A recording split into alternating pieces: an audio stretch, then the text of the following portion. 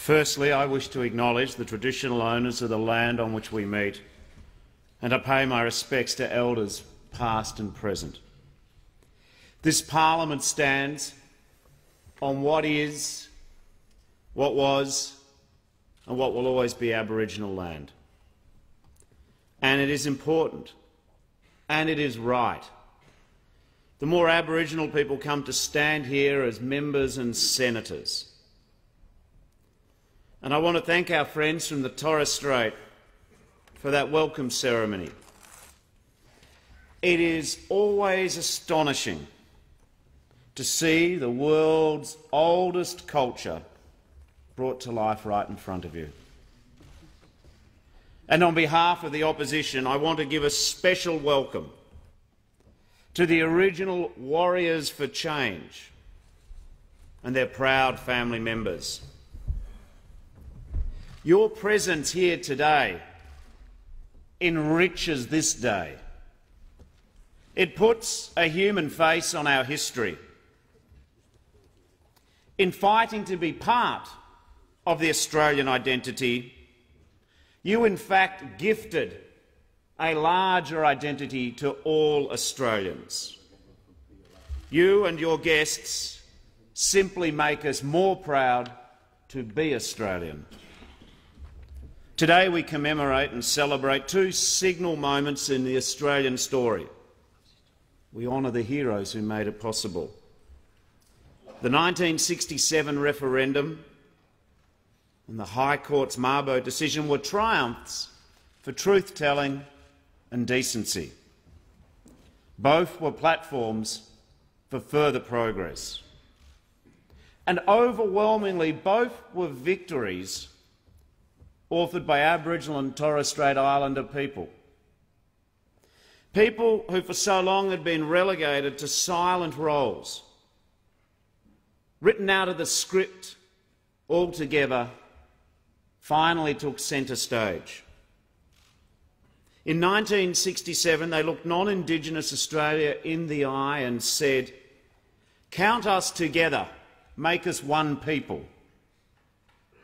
And in 1992, the insulting, discriminatory fiction of terra nullius was overturned.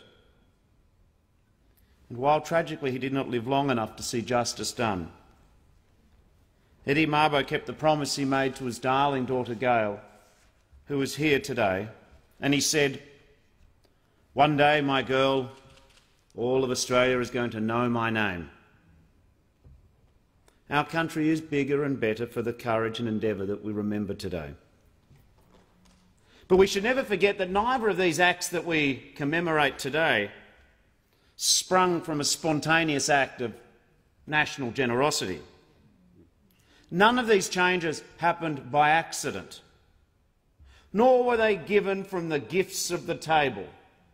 These were earned. They were battles against ignorance, fought in the face of indifference. They were the result of struggle, the culmination of years of campaigning, of grassroots advocacy, of rallies and freedom rides, the lobbying and the legal wrangling, the setbacks and the sacrifice. Like all true acts of progress, they were hard fought, hard work and hard won. Victory didn't just change our constitution or our laws, it changed our country for the better. Mr Speaker, 50 years is not so long ago.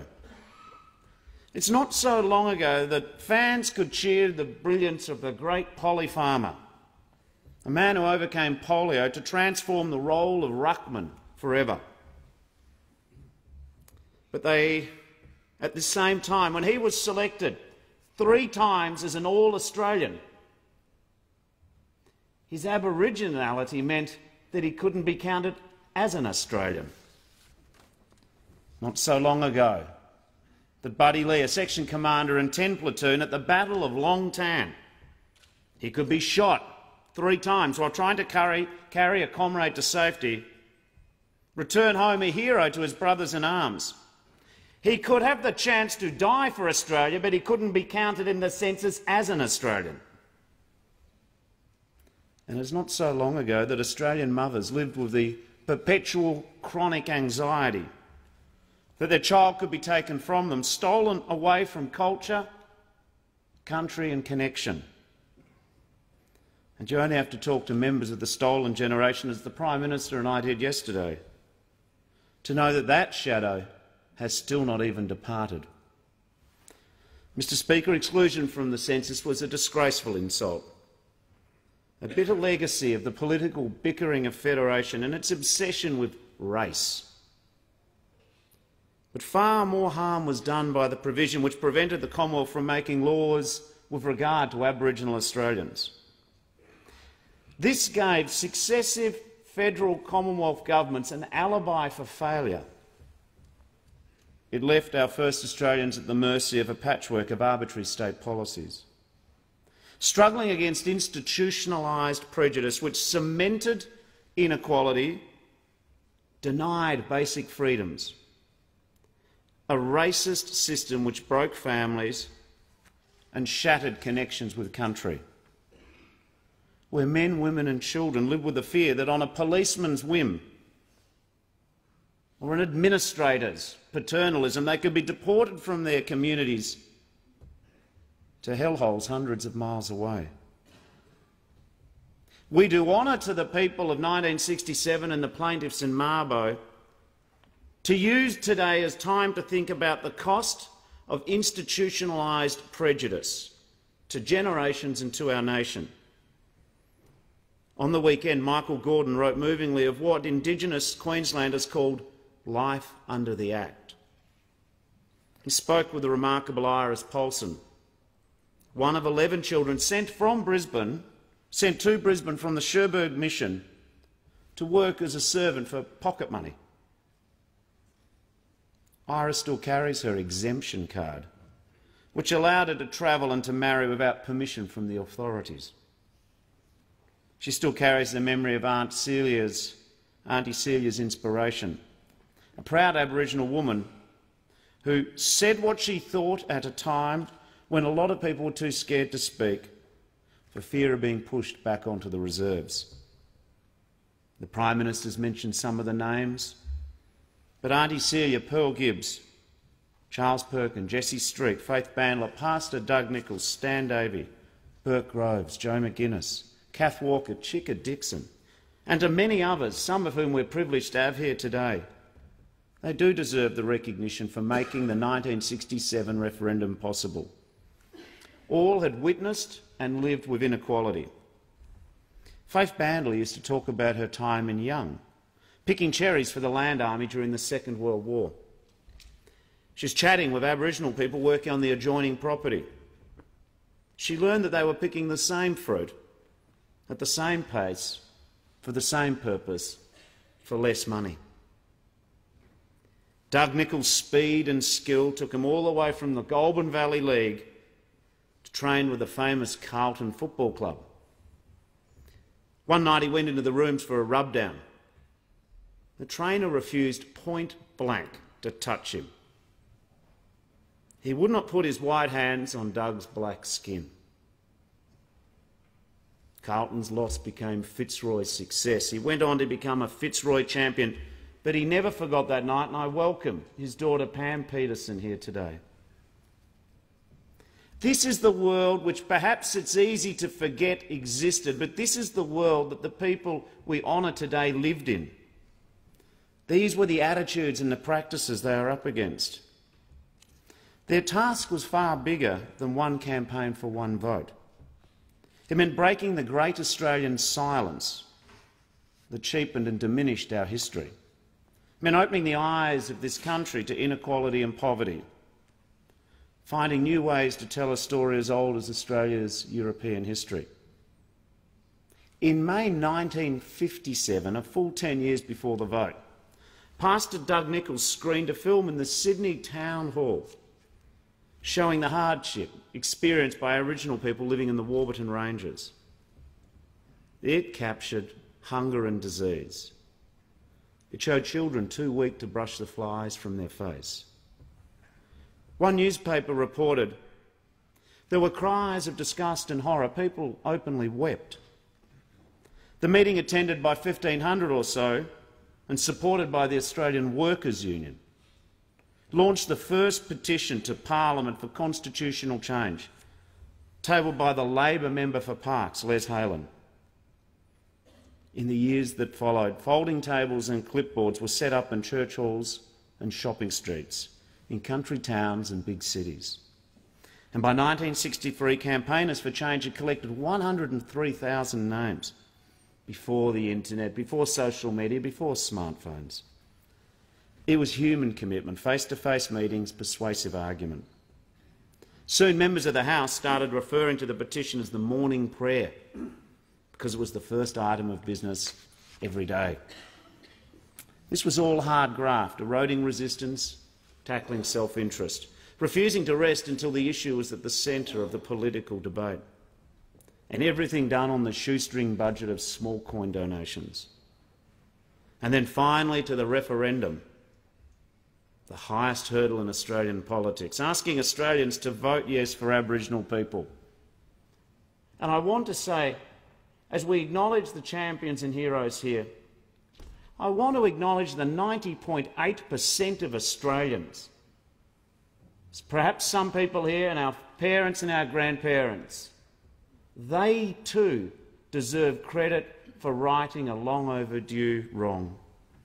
The overwhelming verdict speaks of a country that came late to the need for institutional change, but our families did get there in the end.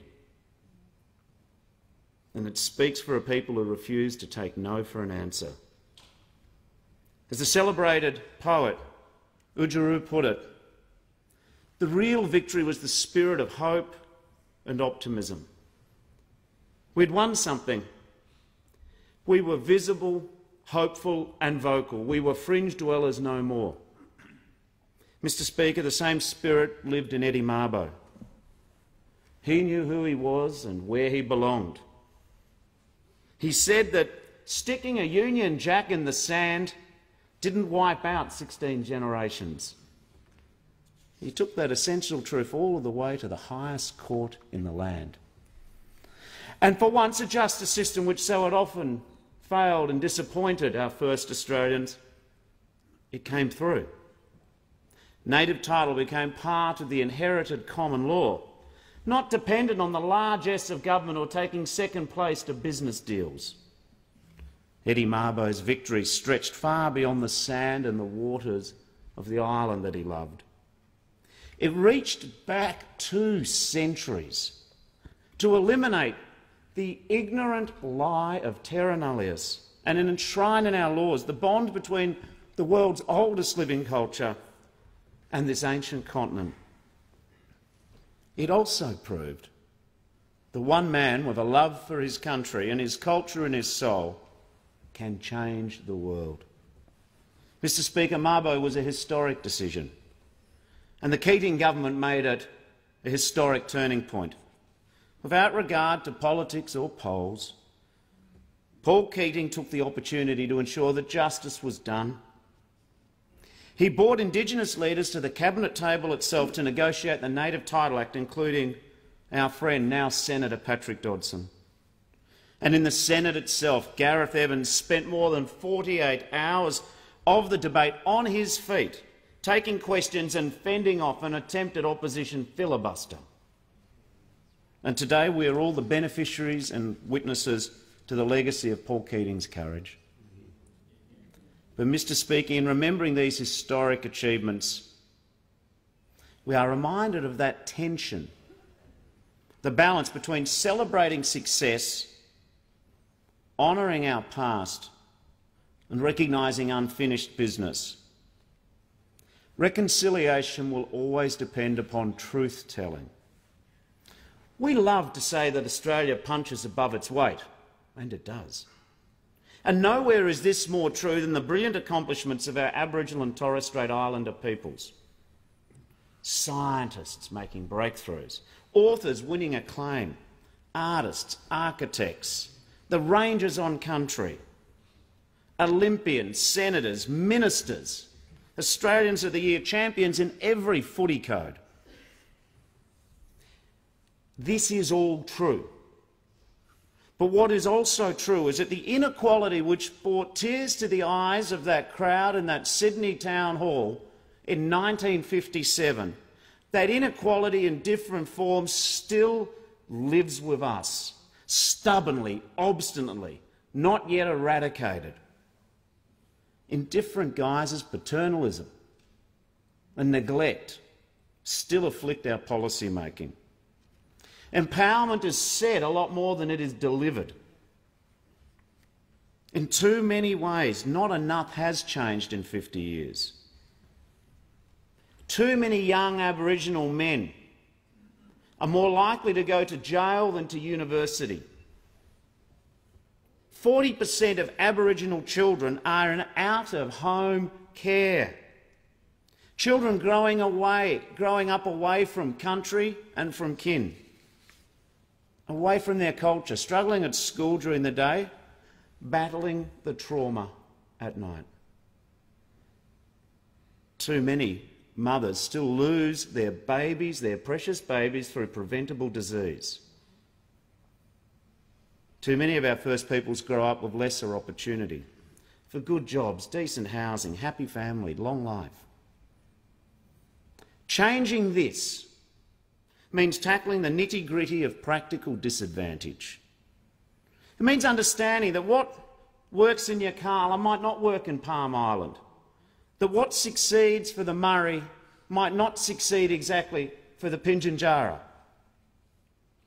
It's recognising that every community, whilst linked by their Australianness, has its own culture and its own particular circumstances. But regardless of the community, every community of our first Australians has the right to participate in the Australian story, and we should do whatever it takes to give them that chance. As a parliament and a people, we should come to this task with humility as well as hope. It is why constitutional recognition is hard. It is most hard, but it is most important. Securing a place of honour for the first Australians on our national birth certificate, it is not the final word or the end of the road. We understand that. But it does say that we are serious. Serious about justice, both historical and real. It says that we are prepared to help write a new chapter with Aboriginal people, our first Australians, a chapter which is a story of belonging. It's why that the recognition should not be empty poetry authored by white people. It has to be as real as Australia can make it, as meaningful as we are capable collectively of achieving. In that spirit, we await the conclusion of the gathering at Uluru and the advice that will be presented to the Prime Minister and myself and all of us privileged to serve in this parliament. Mr Speaker, 50 years ago, to the Holt government's great credit, it did not fund the case against constitutional change. Remarkable, really. A parliament full of white men, many born at the turn of the 20th century, approved a straightforward statement of the yes case. And I quote, "Our personal sense of justice, our common sense, and our international reputation in a world in which racial issues are being highlighted every day require that we get rid of this outmoded provision." If that parliament in those days could find common ground on the elimination of discrimination from the Constitution, if they could summon up the humility to acknowledge that however firmly they'd clung to their old attitudes, those attitudes were wrong, then surely 50 years on, in a more reconciled, a more confident, a more diverse modern Australia, surely we can find it in our abilities, in our intellect, in our heart, to achieve constitutional recognition. So in celebrating these old anniversaries and looking back, it does fall to this parliament to ask ourselves the question, what will be our contribution going forward? The words and the sentiment of everyone here is admirable, it is excellent. But we will not have the ability to shirk the question that will be asked of us. It is our turn to step up, not to find fault, but to find common ground, not to look for the lowest common denominator, but to find out change which we, hopefully, in 10 and 20 years' time can say, do you remember when we answered up, when we measured up, when we spoke to the better angels of the Australian nature, that we actually said that this Constitution can afford to recognise our first Australians? I am grateful for the presence of so many of those who campaigned in 1967, of those who campaigned in 1992, the plaintiffs, of the family members. You give us inspiration. You do this place honour.